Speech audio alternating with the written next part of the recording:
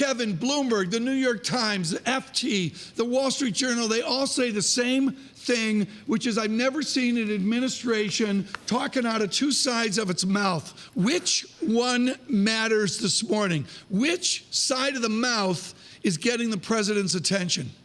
Tom, I think that both of them were trying to put, of course, we're talking about Steve Bannon and Chief of Staff Reince Priebus. I think both of them were trying to put behind them rumors that they are not on the same page. And so their appearance yesterday at CPAC, which is a conservative confab of sorts annually here, actually across the river in Maryland, it was designed to put any notion that they're not on the same page behind them. Hey, I thought they failed. I'll be direct about it. Let's go to Mexico, where you got two cabinet members looking like idiots compared to what the White House is saying.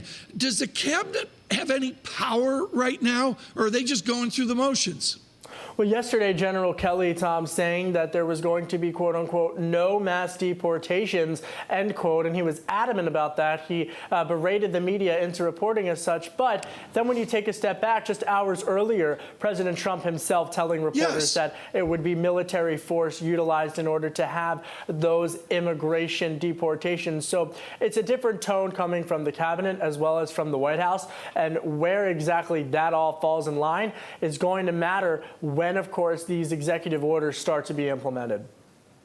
All right, so we're expecting, Kevin, first of all, congratulations still on your interview with Steve Mnuchin yesterday. I know it's still playing out in the markets and his comments on China. I'll get to that in a second. But the market is really awaiting and expecting and I guess nervous ahead of that important speech by Donald Trump next Tuesday to Congress.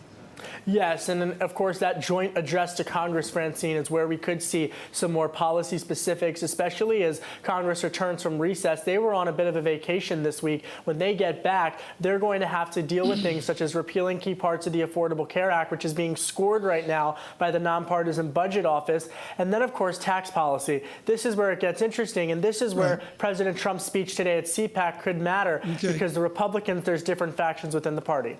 Yeah, Joe Quinlan doesn't matter, Kevin Cirilli. Let me ask the question of the moment here. Is the president going to play golf in Florida this weekend?